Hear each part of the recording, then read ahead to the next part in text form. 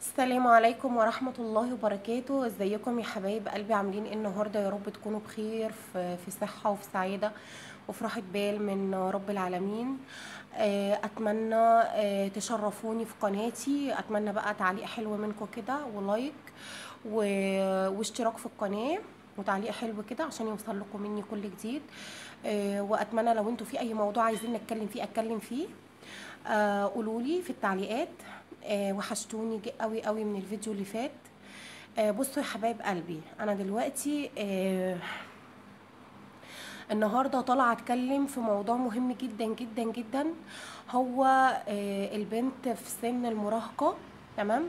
لان بناتنا كلنا امانه في رقبتنا، ولازم ان احنا يعني ايه نكون ظهر وسند ليهم، ونكون احنا ظل ليهم.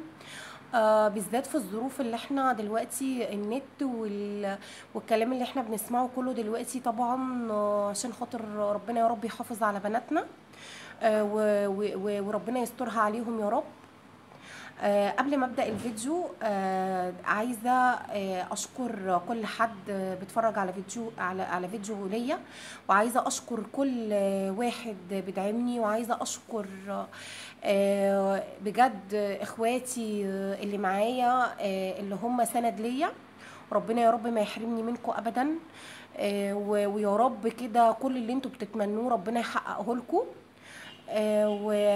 ونبدأ الفيديو ونقول اللهم صل وسلم وبارك عليك يا حبيبي يا رسول الله صلى الله عليه وسلم.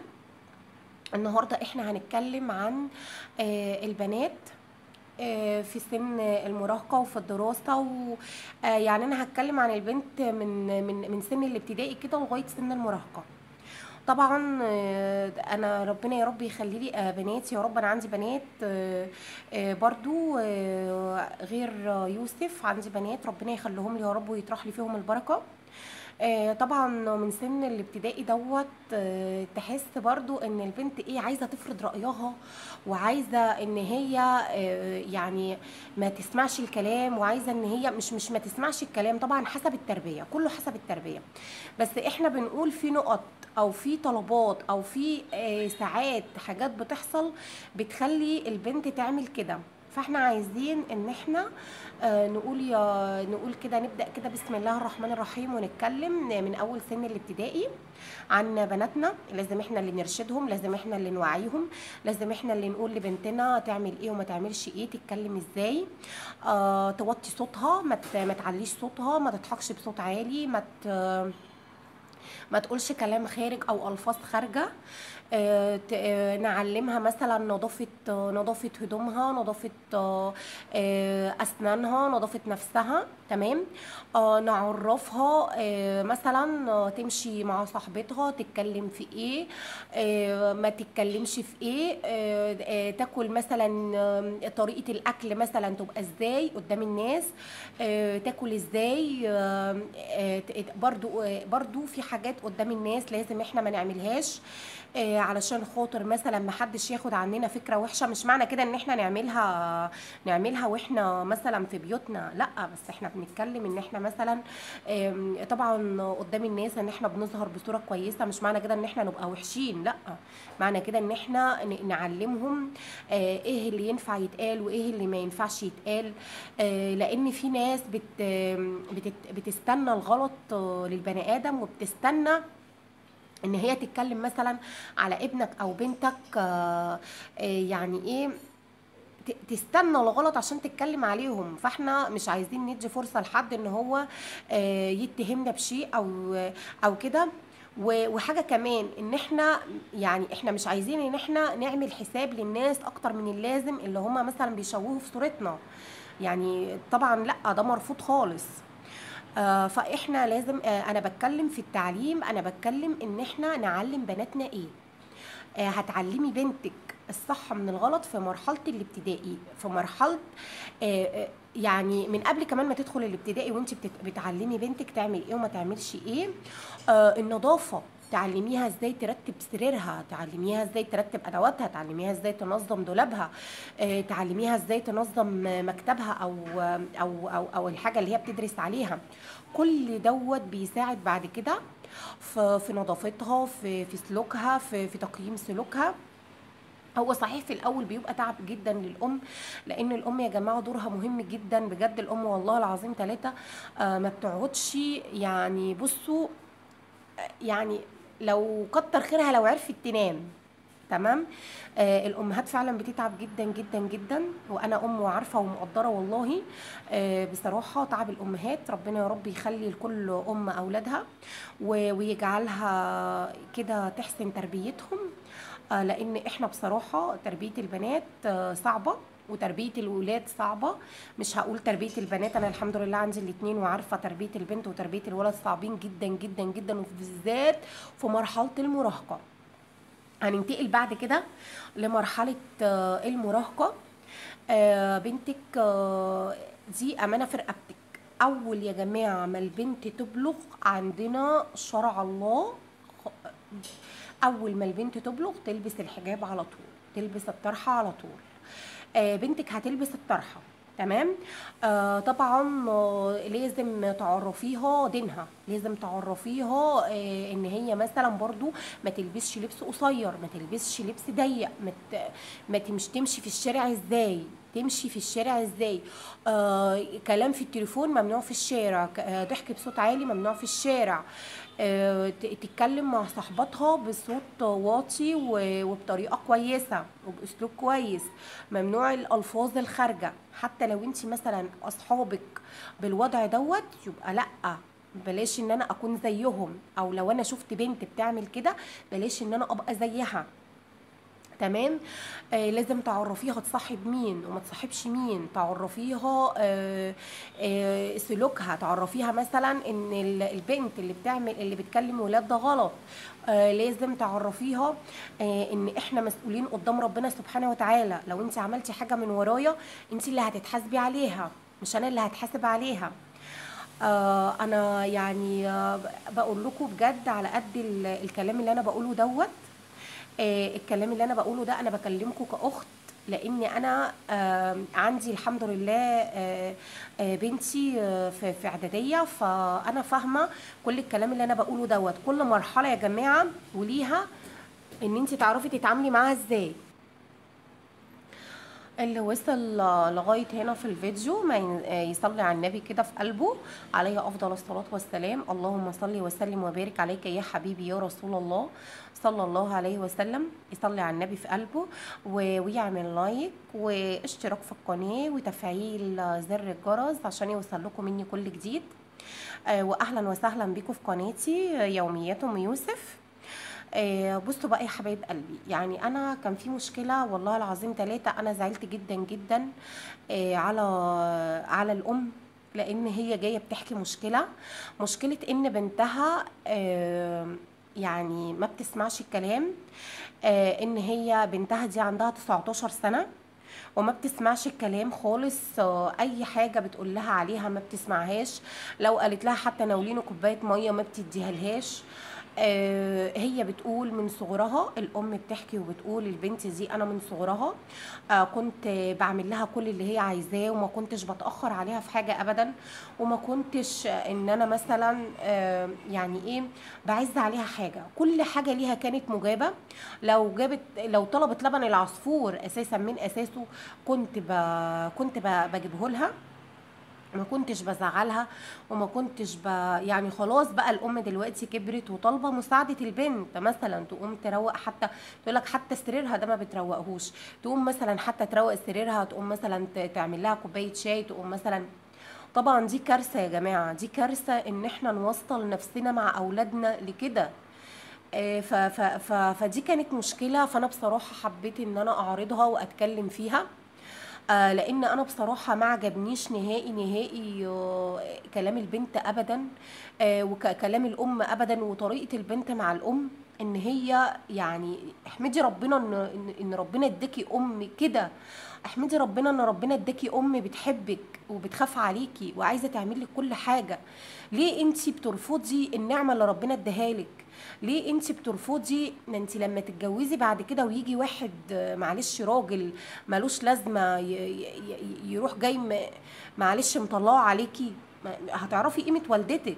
بس احنا بنتكلم في ان يعني مصيبه يا جماعه، مشكله كبيره جدا ان احنا ازاي ما نعرفش قيمه امنا.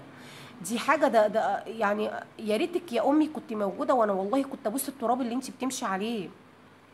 يا جماعه والله الام دي حاجه كبيره جدا جدا جدا.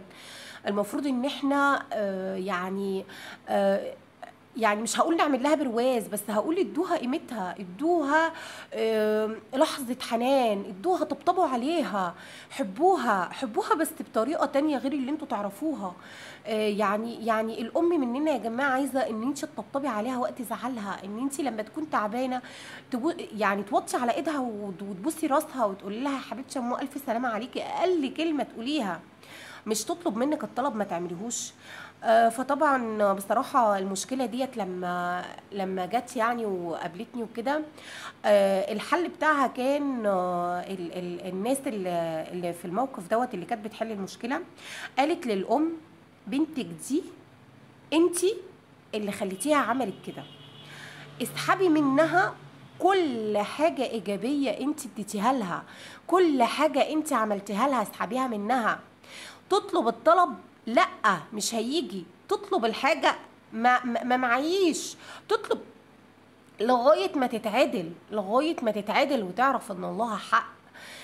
بصوا انا مش بحرض الامهات على البنات او على الابناء، بس انا لما الاقي بنتي وصلت للمرحلة دي لازم اتخذ معاها شكل تاني خالص غير يعني والله العظيم ثلاثة. انا امي الله يرحمها لما كانت تقول لي بس عايزه اشرب كانت بتلاقي كوبايه الميه قبل ما تكمل الكلمه. يا جماعه في ايه؟ الجيل بتاع اليومين دول جيل مش يعني. انا لما سمعت المشكله وسمعت الدكتوره وهي بتتكلم وبتقول فانت خليتي بنتك عندها نوع من اللامبالاه، خليتي بنتك كل حاجه هي حاطه في دماغها ان انت بتحبيها زياده عن اللزوم. ما تحبيهاش، ما تديهاش. العطاء اللي انت بتديه لها امنعيه، الحب اللي انت بتديه لها امنعيه، الحاجات اللي انت بتجيبيها لها امنعيها. تمام؟ عايزه اكل يا ماما قومي حطي اكل لنفسك، قومي اعملي اكل لنفسك، انت مش صغيره، ده انت بسم الله ما شاء الله عروسه عندك 19 سنه. ما اجيش على نفسي وما اجيش على حياتي وما اجيش على حالي وما اجيش على صحتي عشان خاطر الناس اصلا ما يعني حتى لو بنتي ما بتقدرش، ما انا بعد كده هترمي في الشارع. انا بعد كده بالوضع دوت، بالوضع اللي احنا بنحكي فيه دوت، هترمي في الشارع. فانا يا جماعه لما جيت والله اتكلم في موضوع البنات والموضوع اللي انا بتكلم فيه دوت، ان انا حبيت ان انا اعرض عليكم المشكله بعدها علشان تعرفوا ان احنا لازم فعلا نعلم بناتنا. كل اللي انا بقوله دوت لازم نعلمهم من الصغر علشان خاطر بعد كده احنا هنحتاج لهم في الكبر. احنا هنحتاج لهم في الكبر. احنا عشنا، لو عشنا قد عمرنا دوت يعني زي ما عشنا احنا عشنا زي ما عشنا. هل مثلا انت هتدنك بصحتك؟ ابدا. مفيش حد بيدنه بصحته يا جماعه، كل واحد بيجيله فتره وبيتعب والكبر بيجي في وقت من الاوقات والصحه ما بتبقاش زي الاول، فبتبقى محتاجه مثلا معونه من ابنها من بنتها. ففين المعونه يا جماعه؟ فين المعونه؟ المعونه دي من ربنا سبحانه وتعالى، بس لازم الحنيه، لازم القلب يبقى رؤوف رحيم بالام. يعني مفيش زي الام والله. مهما نتكلم يا جماعه، الرسول عليه الصلاه والسلام قال امك ثم امك ثم امك. فين يا جماعه؟ فين يا جماعه؟ فين يا جماعه احساسكم باهاليكم؟ فين احساسكم باهاليكم؟ فين احساسك ان امك دي هي اللي حملتك وولدتك وتعبت فيكي وسهرت عليكي وسهرت على راحتك؟ فين احساسك لما تلاقي امك تعبانه وتقولي لها عوزي وتطبطبي عليها كده وتقولي لها معلش حقك عليا، تعالي اقعدي كده وانت اللي تخدميها؟ انا مهما اتكلمت عن الام ومهما اتكلمت عن حجم يعني المعاناه وحجم المسؤوليه وحجم التضحيه اللي الام بتعيشها كل يوم، وبتقابل ايه علشان خاطر تحافظ عليكم وتهيئ لكم عيشه كريمه وتهيئ لكم اللي انتوا وتحافظ لكم على كيانكم وتحافظ لكم على اللي انتوا عايزينه. والله ما هقدر اوفي الام حقها، والله يا جماعه ما هقدر اوفي الام حقها. انا بقول الكلام دوت علشان انا بيقابلني مشاكل كتير حتى في البثوث اللي انا بعملها، موجود فيها الكلام دوت. وبتكلم مع بناتي وحبايبي اللي في البثوث عندي، بقول لهم ساعدوا امهاتكم، ساعدوا امهاتكم في يوم جمعه زي دوت، قوموا افطروا كده وتلموا واقعدوا كده قعده جميله كده عائليه كده، وحبوا بعض وخافوا على بعض، علشان خاطر ربنا سبحانه وتعالى ما ينساكيش بعد كده، ربنا يكرمك، علشان انت اكرمتي امك واكرمتي والدك ووالدتك، ربنا هيكرمك فيما بعد. فيا جماعة والله العظيم ثلاثة، إلا الأم إلا الأم إلا الأم، والتربية من الصغر، كان نقش على الحجر، او التعليم من الصغر كان نقش على الحجر. فاحنا لازم نعلم بناتنا، لازم نعلم ولادنا، لازم نكون احنا نفهم احنا، يعني المسؤوليه علينا كبيره، انا ما بنكرش دوت، بس لازم افهم ابني، افهم بنتي، اشرح. انا ده دوري، ده دوري ان انا اعلم، ده دوري ان انا اعلم، ده دوري ان انا اقول لبنتي يا حبيبه قلبي اعملي كذا. مش انا ما بقولش ان احنا نشد، انا ما بقولش ان احنا نشد، حتى لو في مشكله قابلت بنتك تعوديها تيجي تحكي لك، تبقى صريحه معاكي، تبقى انت صاحبتها، تمام، وتعلميها ان انت لما تبقي صاحبتها هتيجي تقولك وهتيجي تحكي لك. والله يا جماعه عاملوا بناتكم كصحاب، عاملوا بناتكم، يعني في امهات بتدلع قوي، بتبقى النتيجه زي المثال اللي انا قلت لكم عليه. طب لو النتيجه بقى ان احنا بنشد قوي، برضه هتبقى النتيجه مش حلوه، العيل هيتجه لبره، او البنت هتتجه لبره، هتتجه لحضن حنين ترمي نفسها فيه، وبعد كده انت اللي يعني هتتعذبي بسببها، هتقولي لها ليه عملتي كده. فاحنا يا جماعه نطبطب على بناتنا وناخدهم في حضننا في سن المراهقه دوت، سن وحش جدا جدا جدا. ربنا يا رب يسلم بناتنا من كل شر ومن كل ضيق، وربنا يا رب يعني يطبطب على قلوبنا، ربنا يطبطب على قلوبنا. انا طبعا اللي عايزاه بقى، اللي وصل للفيديو لغايه هنا، عايزه تعليق حلو منكم، لايك يا جماعه، اللايك بيرفع لي الفيديو. واتمنى منكم ان فيديوهاتي تكون بتعجبكم وبتنور رضاكم. وانا بشكر كل واحد بيسمعني، وبدعي لكل واحد، بصراحه بدعي له، كل واحد بيقف جنبي، وكل واحد بيحط لي اللايك، وكل واحد بيكتب لي تعليق حلو كده. فشكرا شكرا شكرا بجد لكل اخواتي اللي معايا وكل اصحابي، تمام. ويا رب يكون فيديوهاتي بتعجبكم، واتمنى ان يكون الموضوع اللي انا اتكلمت فيه النهارده دوت موضوع مهم جدا، التعامل في سن المراهقه ازاي، علشان بعد كده ما نتعبش مع التعامل مع اولادنا، لان التعامل في سن المراهقه بصراحه شيء صعب، شيء صعب ان انا اهمل بنتي، شيء صعب ان انا معلمهاش، شيء صعب ان انا بعد كده انت يعني هيترد ليكي انت كأم. فلا يا جماعه، خدوا بالكم من بناتكم، خدوا بالكم من بناتكم وولادكم، وخدوا بالكم مالكوش الا هم دول البذره بتاعتكم، وهم دول الحصاد بتاعكم.